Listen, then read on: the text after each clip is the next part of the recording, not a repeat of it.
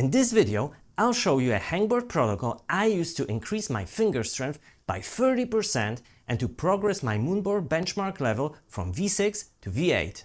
Stay tuned!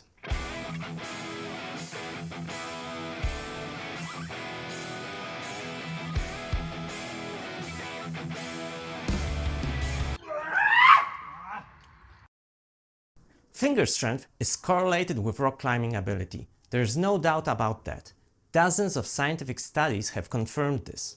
One of the best ways to increase finger strength is by using weighted hangs on a hangboard. But the idea of hanging off your fingertips on a narrow edge with dozens of kilograms strapped to the harness may seem intimidating, and many climbers don't know where to begin. In this video, I'll show you the perfect protocol to start training with added weight. With this method, I've managed to increase my finger strength by almost 30% relative to my body weight and improve my Moonboard Benchmark level from V6 to V8. The protocol I'm talking about is called Steve Bechtel's 369 ladders. It's a great entry-level routine for weighted hangs because it's medium-high intensity and progresses volume rather than load. It also has an anaerobic component, effectively bridging the gap between 7 free repeaters and max hangs. I'll first explain how to perform a Bechtel's ladders training session, and I'll follow up by discussing a complete 4-week program with volume progression, which is extremely important, so stick around for that part. In the protocol, you typically choose 2 to 3 finger positions that you will train. I always include the half crimp, and this hold position should be incorporated in most weighted hang protocols, as it's a very versatile grip that engages the majority of the forearm muscles. The second grip I often train is the free finger drag. Getting familiar with this finger position and strengthening it is important, as it's more passive than other grips and allows you to conserve energy while climbing. If you have a busy climbing schedule, you may settle for these 2 positions not to risk going overboard with the volume. But if you're off-season or you want to double down on your finger strength, you may add one more grip to your sessions. For all-round development, the most logical recommendation would be to go for slopers or pinches. However, if you're preparing for a trip to a region with specific hold types, such as the sharp crimps of Suriana or the notorious 2-finger pockets of the Frankenjura, consider adding those as your third choice. For each hold position, you must measure your 12 to 15 second maximum hang load. That load corresponds to about 90 to 95% of your 7-second max. If it's your first time taking such measurements, don't worry, you don't have to be super exact. When you're running max strength measurements, it's essential to be rested. Otherwise, your results may be all over the place. So if you're planning to run such tests, give yourself at least 2 days of complete rest from finger training or climbing. The other thing is not to get tired in the process of testing. Running multiple 15-second hangs is exhausting, so the best strategy is to perform 2 to 3 short hangs and then go for one final test hang. For each chosen grip position, you perform the following sequence 3 to 5 times. Hang for 3 seconds and rest for 10 to 60 seconds. Then hang for 6 seconds and rest for 30 to 60 seconds. Finally, hang for 9 seconds, and that's one hang sequence or set. The 2 initial 3 and 6-second hangs are much easier than the final 9-second hang and serve as a primer while adding to the total exercise volume. Once you've finished the first hang sequence, you should rest anywhere between 3 to 5 minutes to feel fresh for your next go. Depending on which stage of the cycle you're at, you either repeat the sequence for the same hold position or move to the next grip. The structure of the training cycle is essential. From week to week, you progress volume instead of intensity, which is designed to trigger not only neural adaptations, but also structural changes to your tendons, ligaments, and muscles. A typical ladders hangboard finger strength training cycle is 4 weeks long and consists of 2 weekly sessions. In week 1, perform 3 sets per hold position, that's 9 sets in total per session. In week 2, for each hold type, perform 4 sets, that's 12 sets in total per session. In week 3, for each hold type, perform 5 sets, that's 15 sets in total per session. Week 4 is different. You add a 12-second hang to each sequence, making it 3, 6, 9, 12. For each hold type, perform 3 sets. That's 9 sets in total per session, but the sets are longer. After completing the 4th training week, you should perform a 12-second strength assessment for each hold type and increase the loads accordingly. You can typically increase the training load by anywhere from 2 to 5% after each 4-week cycle, but don't go too fast. You want to keep adding weight over a long period. Increasing the load too early will lead to a plateau. I'm starting the session with a few bodyweight hangs in the positions I'm planning to test and train. For my next training cycle, I selected the 14mm half crimp, the 20mm 3-finger drag, and the stone hanger in-cut pinch.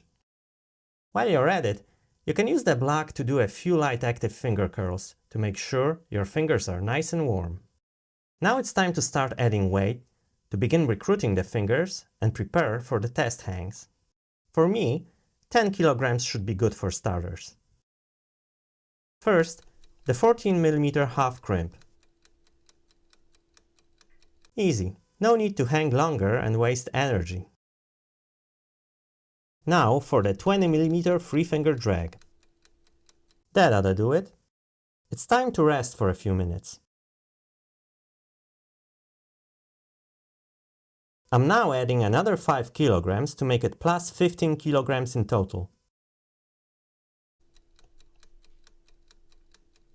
The 14mm half crimp still feels easy, but the 3-finger drag already felt a bit hard. Again, it's time to rest for a bit. You can use that time productively to brush the edges. There's nothing worse than a greasy hangboard. Ugh. I've added another 2 kilograms to the rucksack, making it a total of 17 kilograms added load. I'm now going to go for the test hang.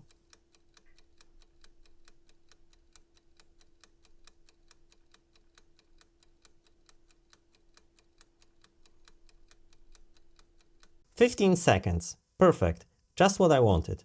Let's record the result for further reference. I added 17 kilograms to my 14mm half crimp hang, making it a total of 86.5 kilograms, and I managed to hang for 15 seconds. That'll make the ideal load for the 369 leathers training cycle.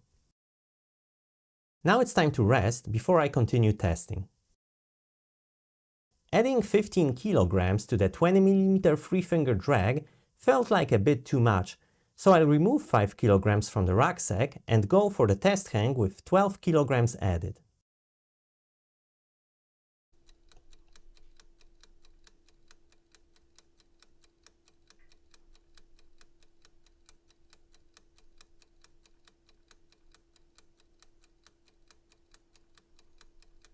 The result is 14 seconds.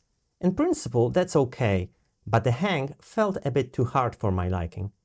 Remember, if you start out too heavy, you'll soon plateau. This isn't a competition.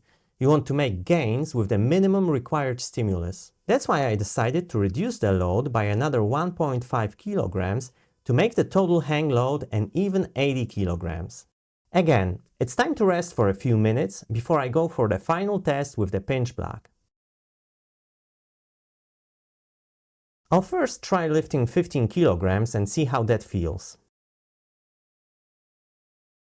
Yeah, just as I thought, a bit easy for both the right and left hand. Let's try 19 kilograms.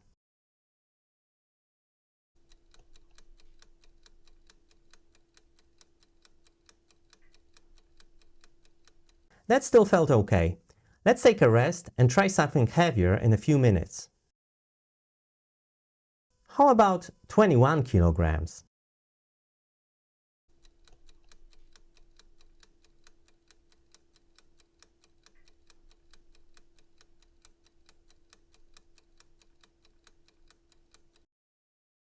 Whoa, that was sudden and unexpected.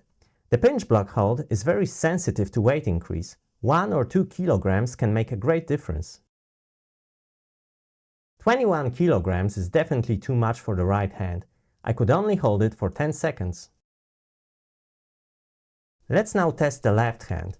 I'll go back to 19 kilograms and see how long I can hold it.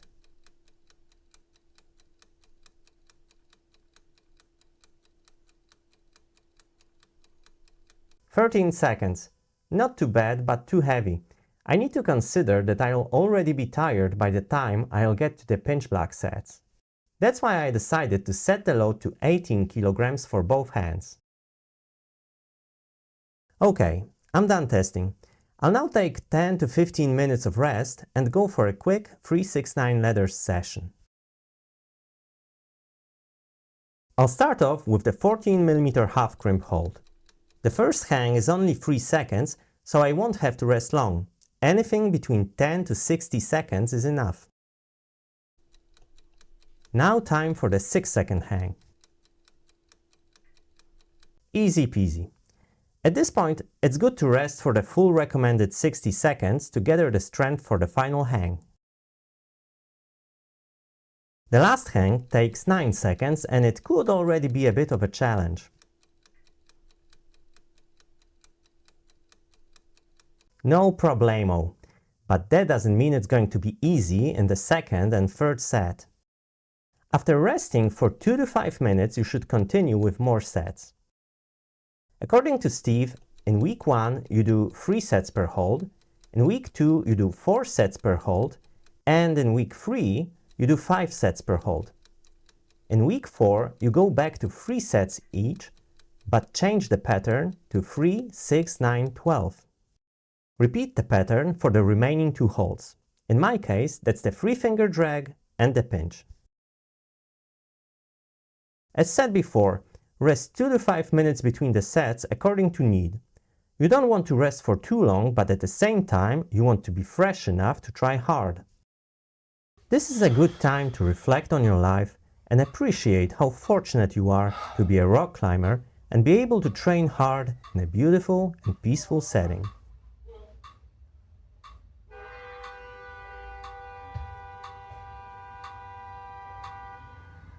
Okay, forget what I just said. Continue in this manner until you reach the last rep of the last set. At this point, what you can do is to hold the load for as long as possible. This will allow you to estimate how hard the whole routine was and how much gas you've left in the tank. 15 seconds. Not too shabby. I guess the loads were okay.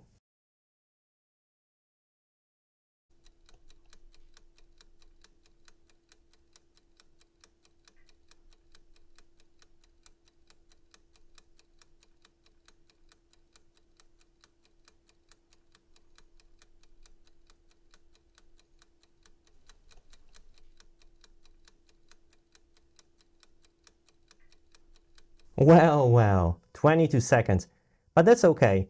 Remember that the training volume increases from week to week, so it's a good idea to leave a margin. The gains will be there, no worries. Once you're done with the finger strength part of your training, you may top up the session with a set or 2 of the Fingerboard Row Pyramids.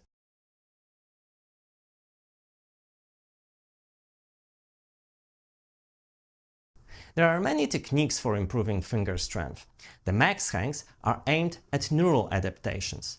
Repeaters target forearm muscle hypertrophy, and density hangs are meant to remodel tendons. There's a time and place for each of these methods. But I like Bechtel's 369 letters for their versatility and effectiveness. At one point, I combined several months of Bechtel's leathers training with regular moonboarding, managing to increase my finger strength to 190% body weight, which resulted in improving my moonboard climbing ability from V6 to V8 benchmark. Currently, I focus more on active curl training methods for both finger strength and endurance, but that doesn't mean I won't return to passive hang training soon. If you're looking to explore cutting-edge rock climbing training techniques, head over to strengthclimbing.com. You'll find in-depth articles on performance training, injury prevention, and practical tools to help you plan your personalized workouts. If you find the content helpful, don't forget to leave a like and subscribe to the channel. Your support means a lot.